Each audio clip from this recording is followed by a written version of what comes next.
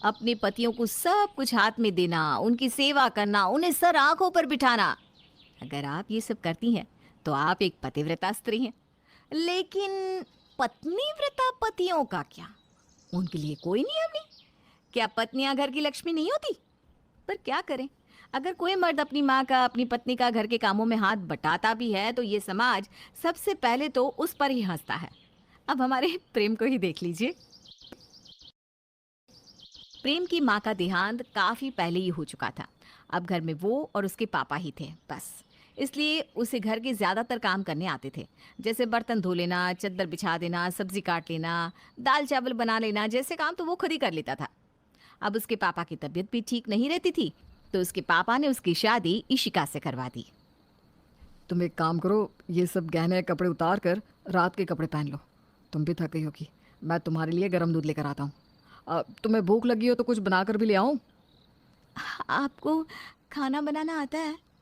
ऐसे ज़्यादा कुछ तो नहीं, पर दाल चावल सैंडविच मैगी ऐसा सब बना लेता हूँ मैं।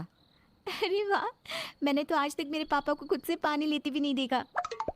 माँ के जाने के बाद पापा का ख्याल मुझे ही रखना होता है, इसलिए ये सब धीरे धीरे आ गया। ये तो बहुत अच्छी बात है। तो दूध के साथ कुछ और लोगी मैडम? नहीं नहीं, बस दूध ही।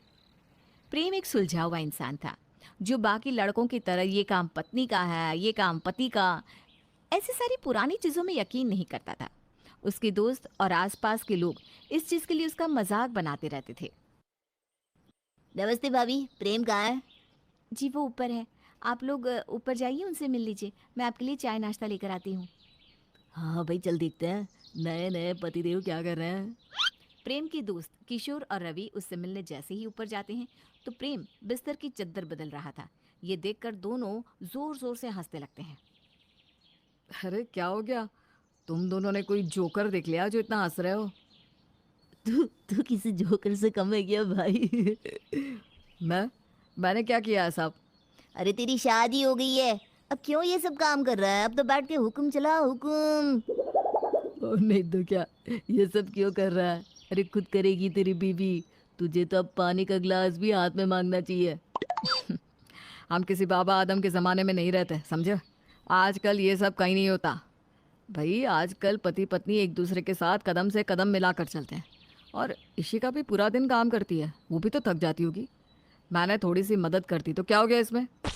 इसको कुछ नहीं हो सकता, ये वैसा का वैसे ही रहेगा। ये सब करेगा ना तो बीवी का नौकर बन के रह जाएगा, समझा? अभी से उसे अपने कंट्रोल में रख, सारे काम उससे करवा। अरे क्यों कर रहा है पगले? क्यों? घर सिर्फ उसका है, मेरा नहीं? कैसी बातें कर रहे हो तुम दोनों? अपने घर का काम करने में मैं नौकर बन जाऊंगा? अरे छोड़, ये पूरी जिंदगी ना नौकरी बना रहेगा। हाँ, हम तो ये सब बिल्कुल ना करें। रवि किशोर और प्रेम की बातें बाहर खड़ी इशिका सुन रही थी। उसे बहुत बुरा लग रहा था कि उसके पति के दोस्त उसका मजाक बना रहे थे। लाओ लाओ, मैं सब्जी काट देता हूँ। तब तक तुम दाल बना लो। नहीं नहीं नहीं, आप रहने दीजिए, मैं कर लूँगी। आप जाकर आराम कर लीजिए। अरे पर मैं फ्री ही तो हूँ। लाओ ना, मैं मदद कर देता हूँ तुम्हारी। नहीं, मैं कर लूँगी। क्या बात है, कुछ हुआ है क्या? किसी ने कुछ कहा है क्या तुमसे? नहीं, आप मेरी मदद करते हैं इसलिए सब आपका मजाक बनाते हैं, मुझे अच्छा नहीं लगता। तुमने मेरे दोस्तों की बात सुन ली थी क्या? आप काम मत करवाया कीजिए ना, कोई आपसे कुछ कहे तो मुझे बहुत बुरा लगता है। अरे मैं तुम्हारा पति हूँ, जब मुझे कोई दिक्कत नहीं है तुम्हारी मदद करने में, घर का काम करने में, तो तुम बाहर वालों की बातें क्यों सुनती हो? पर पर कुछ नहीं। ये हम दोनों का घर है, हम दोनों की जिम्मेदारी है इसे संभालना। इसलिए किसी की भी बातों को दिल से लगाने की कोई ज़रूरत नहीं है, समझी? लाओ, अब मैं सब्जी काट देता हूँ। प्रेम सब्जी काट ही रहा था तभी पड़ोस की रेवती उनके घर आती है। अरे इशिका, दो टमाटर मिलेंगे? मेरे घर पर खत्म हो गए हैं। हाँ हाँ, अभी लाती हूँ मैं। अरे तुम रुको, मैं अभी लाता हूँ। वाह, तुमने तो अच्छा खासा अपने पति को ट्रेन कर रखा है। मेरे पति तो कभी ना करे ये औरतों वाले काम। उन्हें तो भाई अपनी मर्दानगी बहुत प्यारी है। अब प्रेम भैया पता नहीं क्यों ये सब घरेलू काम करते रहते हैं। उन्हें पसंद है घर में मेरा हाथ बटाना, और कुछ नहीं। और इसमें मर्दों वाली बात कहाँ से आ गई? असली मर्द ना ये सब काम बिल्कुल नहीं करते। वो घर के बादशाह होते हैं, जो अपना रुतबा कायम रखते हैं।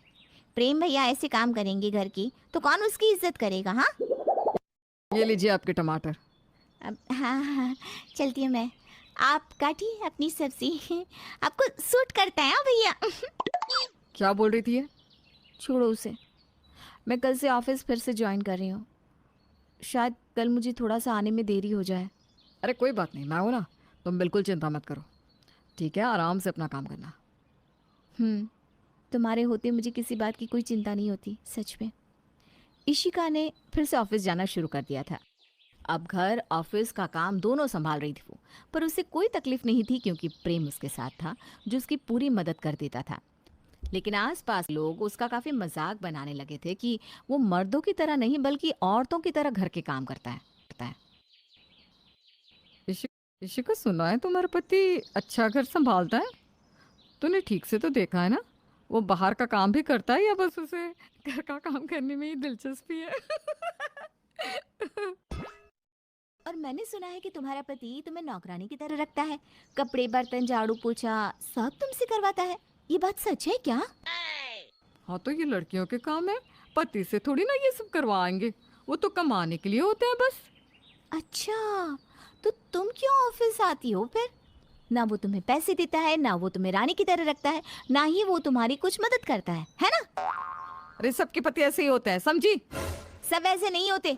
एक काम करना, कल मेरे घर दावत पे आ जाना, ठीक है? फिर मेरे पति को समझा भी देना कि ये बात सही नहीं है कि वो घर का काम करे। ठीक है। और सुनो, अपने पति को भी लेकर आना।